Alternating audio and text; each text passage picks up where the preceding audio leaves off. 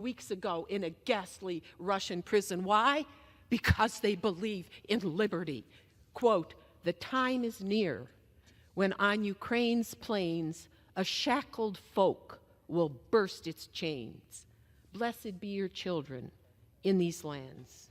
By touch of your toil-hardened hands, then shall our day of hope arrive. Ukrainian glory shall revive." Today is that day. Support liberty for Ukraine. Defeat Russian tyranny. Thank you, and I yield back. The gentleman from Florida is recognized. Mr. Chairman, thank you very much. I yield now to the gentleman from Alabama, the chairman of the Armed Services Committee, Mr. Rogers, for 1 minute. Gentleman is recognized. I thank my friend for yielding. Mr. Chairman, I rise in strong support of all these national security supplementals. The Armed Services Committee just completed our annual military posture review hearings with our combatant commanders. Each of them raised grave concerns about how China, Russia, Iran, and North Korea are working together in a new axis of evil to harm our alliances and undermine our national security. Nowhere is this more important or apparent than in Ukraine. China, North Korea, and Iran are eagerly aiding and abetting Putin's brutal invasion of Ukraine because they know a Russian victory there will seriously undercut American credibility and deterrence and leave our allies exposed. A Russian victory will embolden Kim, Xi, and the Ayatollah to confront South Korea, Taiwan, Israel, and ultimately the United States in a new and in fatal ways. And I fear Putin will use victory in Ukraine as a springboard to invade Eastern Europe. We can't let that happen. We must restore American deterrence. That starts by passing these national security supplementals. Gentleman from Florida reserves. The gentlelady from Connecticut is recognized. Chair, I yield 2 minutes to the gentlewoman from California, the ranking member of the State and Foreign Operations Subcommittee, Ms. Lee. Gentlewoman is recognized for 2 minutes. Thank you very much. I want to thank the distinguished ranking member for yielding and also for her tremendous leadership on global peace and security issues in this House. Thank you. Mr. Chairman, I rise in strong support of H.R. 8035. This bill provides nearly $10 billion in economic assistance for Ukraine and surrounding countries with nearly $8 billion in direct budget support. Now, when I visited Ukraine in 2019, I immediately recognized the love of the Ukrainian people for their country and for their democracy. Since the war broke out, I've met with Ukrainians in the region. Actually, I was with Speaker Pelosi during that visit, and I've met and heard firsthand the dire situations that they face amidst Russian aggression. I've talked with civil society organizations funded by the United States who, facing danger and violence, are supporting refugees, vulnerable people, women, and children. I was deeply moved by their stories and their commitment. The United States must support these brave Ukrainians in their effort to protect their sovereignty because, let's be clear, Putin will not stop until Ukraine's democracy is dismantled, and we all know that he will not stop with Ukraine. Now, as ranking member of the State and Foreign Operations Subcommittee, I am proud that we are also considering other significant investments in United States global leadership today, particularly the more than $9 billion in desperately needed humanitarian assistance. We're facing historic challenges of hunger, displacement, and conflict across the globe. I was recently in Chad, one of the poorest countries in the world. Thousands of refugees are fleeing the horrific war in Sudan. They are in dire need of food and just the basics to survive. These resources will enable the United States to respond to not just the humanitarian needs that we read about on the front page, but the quieter conflicts that are destroying people's lives, such as in Sudan and Haiti. This is a defining moment in our history. I urge my colleagues to respond to the remarkable strength and resilience of the Ukrainian people and stand by them by supporting this supplemental bill. Thank you, and I yield back.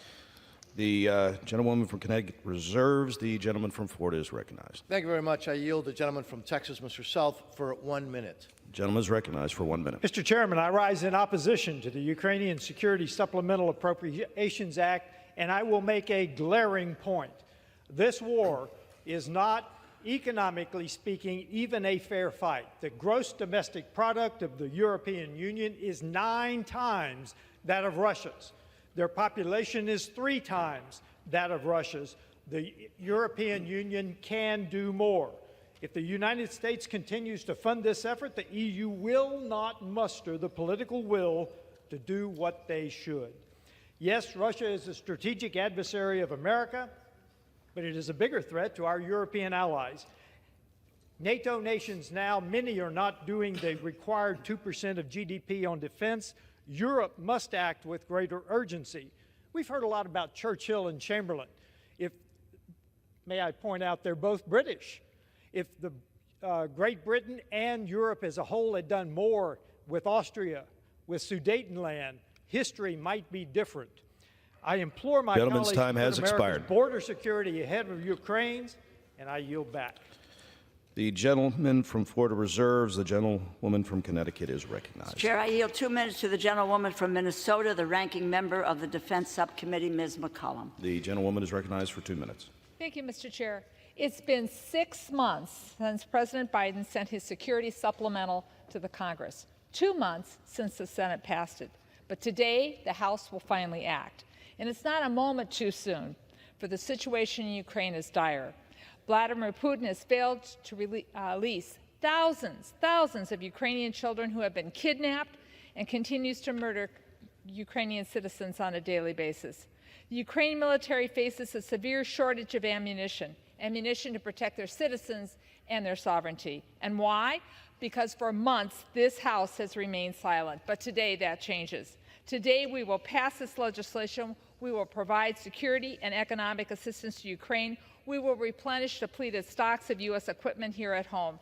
And we will join and show the Baltic nations, Romania and Poland, that we stand with them, along with our European and NATO allies. Together, we will support the Ukrainian people in their fight for freedom.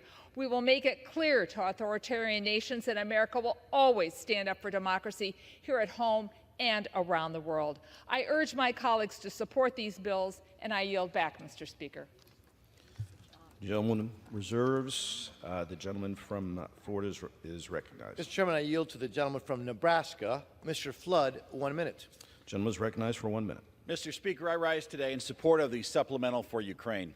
Less than 100 years ago, Joseph Stalin committed one of the largest genocides in history when he starved millions of Ukrainians to death. Today, Putin's Russia is once again stopping at nothing. They have used Ukrainian civilians as human shields, they've committed horrible acts of sexual violence, and they have abducted tens of thousands of Ukrainian children. The history of atrocities committed by tyrants against Ukraine is a stark reminder of the moral duty we have as Americans to stand with our friends and allies against tyranny and opposition. For those in our country who don't think what's happening in Ukraine has anything to do with us, Putin doesn't just want parts of Ukraine, he wants to end the post-World War II order that has underpinned freedom and economic prosperity in Europe, the United States, and beyond. This package is critical, not just for Ukraine, but for the entire free world so that we can beat back the reincarnation of what President Reagan called the evil empire. I urge my colleagues to join me in supporting it. Thank you, and I yield back. Gentleman from Florida reserves. The gentlewoman from Connecticut is recognized. Chairman, I yield 2 minutes to the gentleman from Illinois, the ranking member of the Transportation, Housing, and Urban Development Subcommittee, co-chair of the Ukrainian Caucus, Mr. Quigley. The gentleman is recognized for 2 minutes. Thank you, Mr. Speaker. Just back from a third trip to Ukraine during the war, and yes, we saw evidence of these Putin war crimes, the mass graves, evidence of torture, religious persecution, kidnapping of children. It reminds us that throughout our history, in moments like this, our country has been called to act, and it did. Called to stand up in the fight for freedom and in the face of tyranny, and to be the arsenal of democracy. But in recent months, we have not met this challenge. It's been said it's never too late to do the right thing. Well, we're coming really close, as we've been handcuffed by extremists and appeasers. And now the pipeline to Ukraine is almost empty.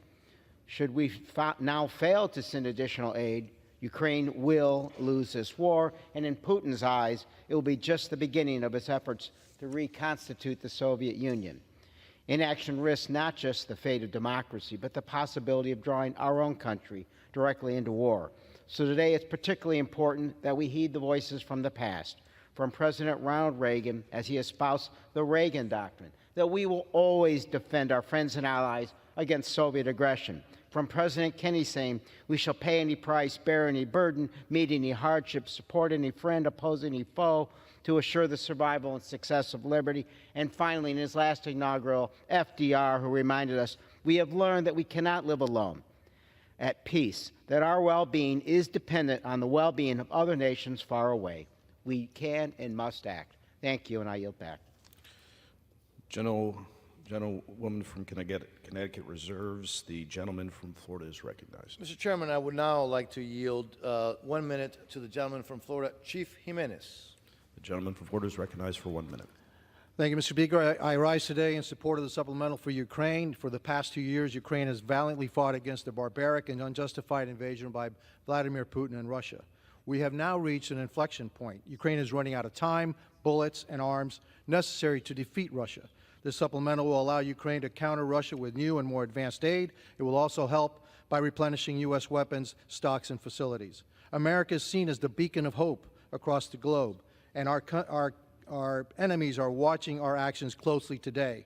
As the Chinese Communist Party, Iran, North Korea, and even Cuba all line up behind Putin, it is time to do the same for our friends and allies. When I was 6 years old, my family fled my native homeland of Cuba. I personally know the evils of communism. The freedoms of this country are what brought my family here. They are worth fighting for.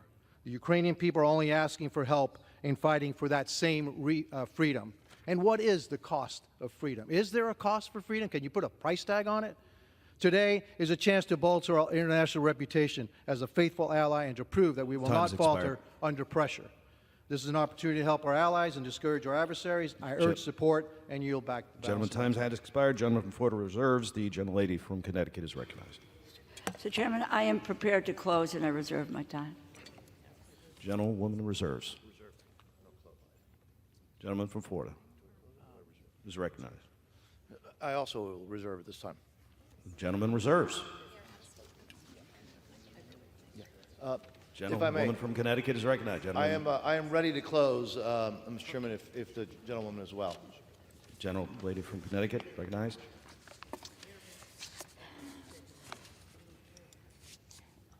Mr. Chairman, this needs to be a proud moment for all of us.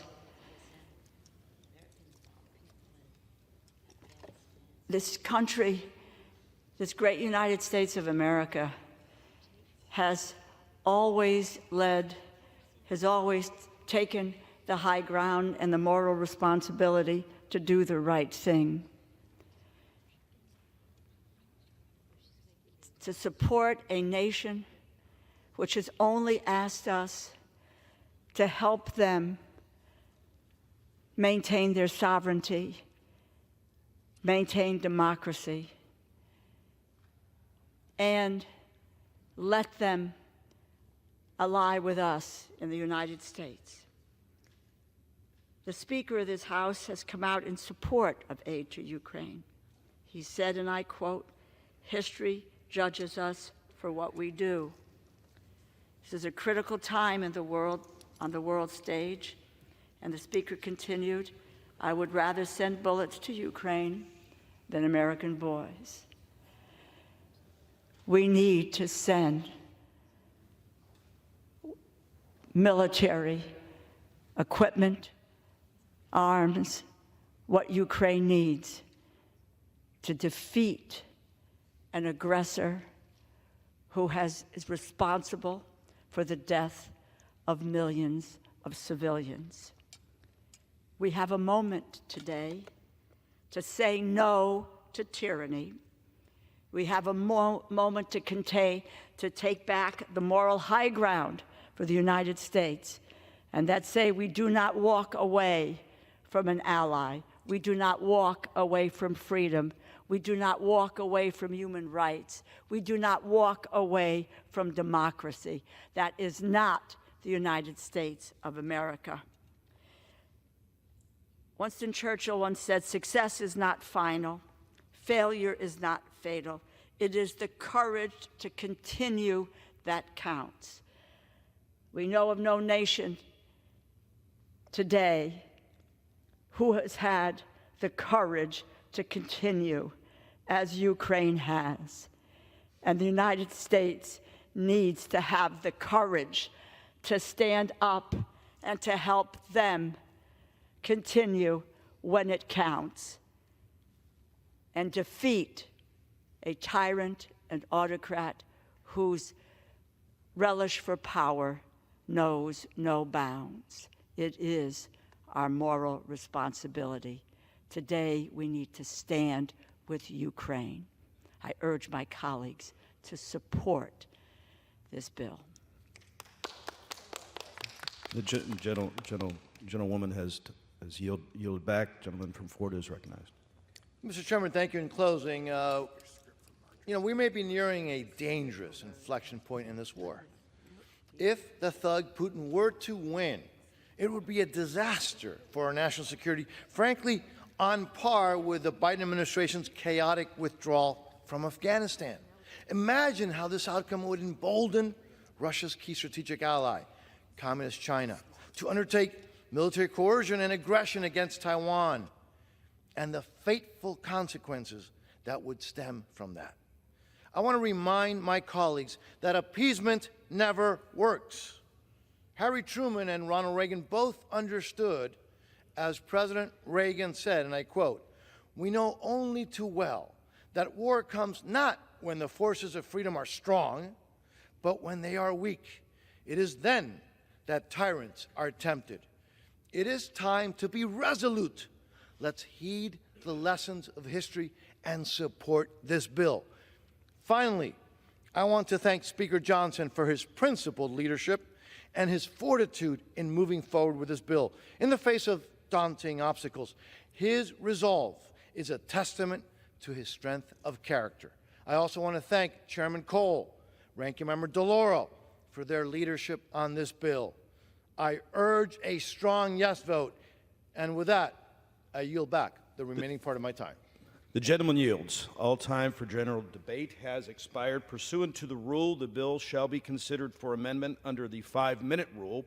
The amendment printed in Part A of the House Report 118-466 shall be considered as adopted, and the bill, as amended, shall be considered as read. No further amendment to the bill as amended is in order except those printed in Part B of House Report 118-466. Each such further amendment may be offered only in the order printed in the report by a member